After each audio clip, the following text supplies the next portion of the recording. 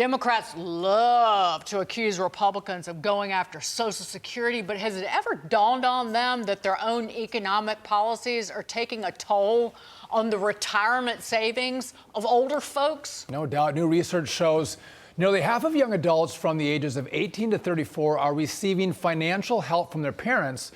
And where's that money coming from? Well, mom and dad's retirement nest egg. Oh, goodness. Join us now, public finance economist for the Heritage Foundation, EJ Antoni. EJ, good to see you. Thanks for being with us. This is concerning. One, young people aren't growing up fast enough, and to think they're still taking the milk from their mom and dad, and especially the retirement account. He was about to say something little filthy, filthy. And I didn't. What does this mean to you?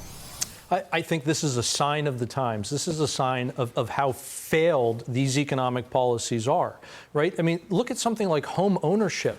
Home affordability has absolutely tanked the last 3 years. Why? Because of the terrible fiscal policies that have driven up not just the cost of home, but also the interest rate at which you borrow for that mortgage. So the idea that somehow young people today can even afford to get out on their own, I think we need to acknowledge the reality that that's largely become a fiction, at least for a great many young Americans today. I read this story and it reminded me of Japan and the way that younger people in Japan live. They would live at home, but that's because that economy has not been growing. It is an economy deep in debt, and it has been in and out of recession for the most part since the late 1980s. And is that what we've become?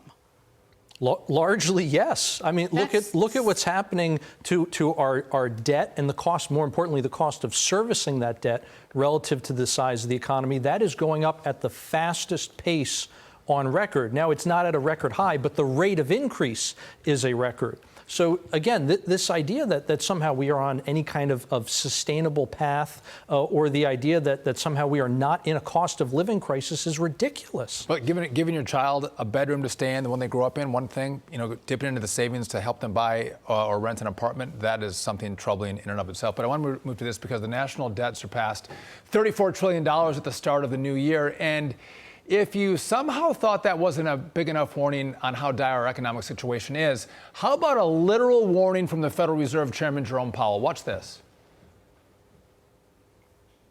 But is the national debt a danger to the economy, in your view? In the long run, the U.S. is on an unsustainable fiscal path. The U.S. federal government's on an unsustainable fiscal path. And that just means that the debt is growing faster than the economy. We're borrowing from future generations. It's time for us to get back to putting a priority on fiscal sustainability. And sooner is better than later. Jerome Powell saying in the long run it's a problem. It's a problem right now. There is no plan. There will never be a plan to pay off the debt and spend what we bring in.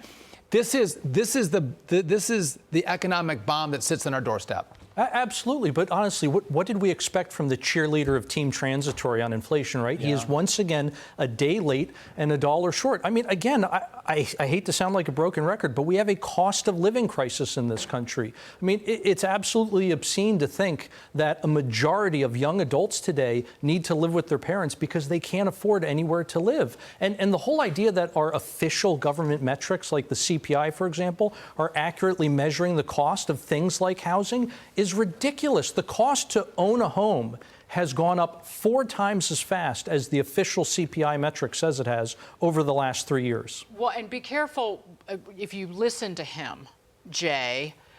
Their solution would be to raise taxes, right, not cut spending. They will always, the Fed chiefs who lean left will always say that.